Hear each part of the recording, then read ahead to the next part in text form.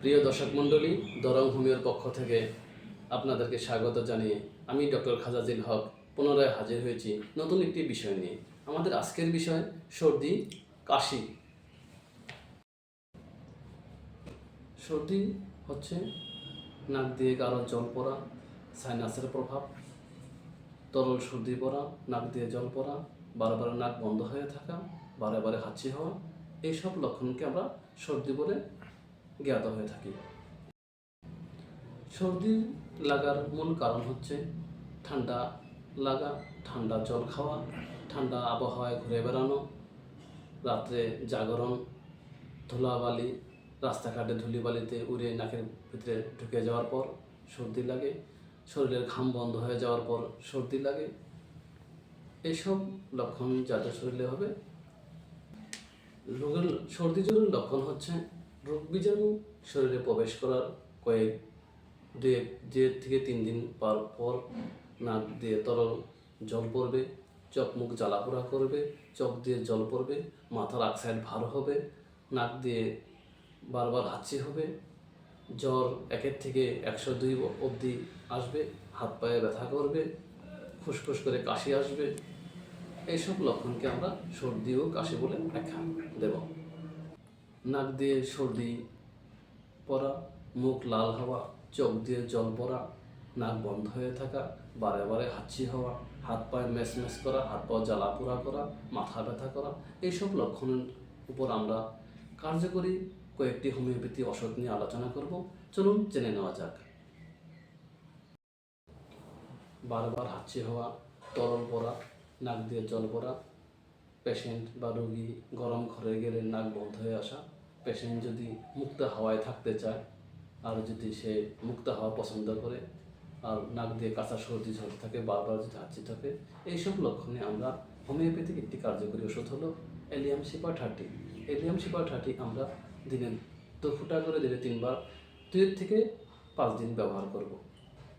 হাঁচি হচ্ছে কিন্তু নাক দিয়ে তরল পড়ছে, নাক শুকনো, নাকের ভিতর অংশ শুকিয়ে যাচ্ছে, সঙ্গে জ্বর রয়েছে, আর মাথার মাঝখানে বা মৃদু অংশে মাথার উপর দিকে অল্প হালকা ব্যথা করছে।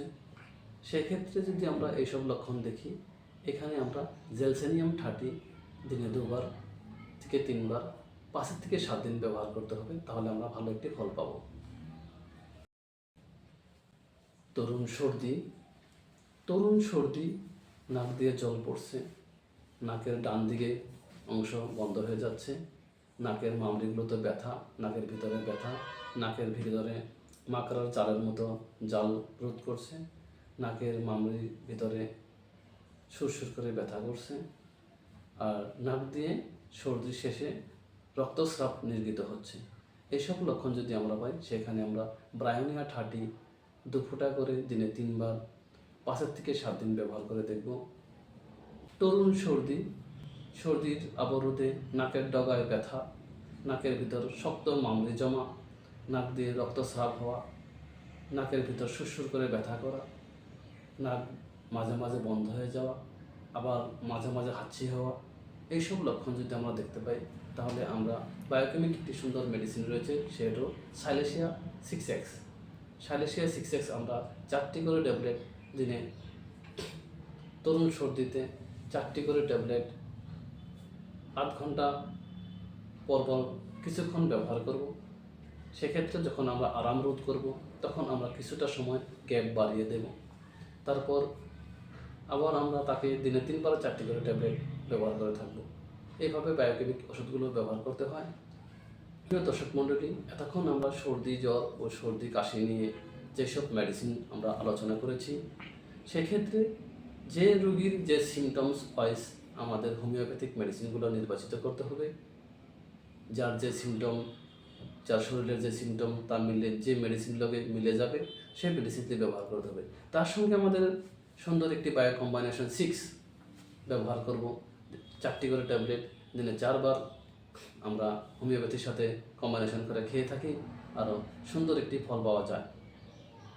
যখন আমরা সর্দিতে আক্রান্ত হব, তখন আমরা সর্দি তো ওষুধ বা মেডিসিন বা হোমিওপ্যাথিক কোনো কম্বাইনেশন তো ব্যবহার করব, তার সাথে আমাদের কিছু সতর্কতা অবলম্বন করতে হবে।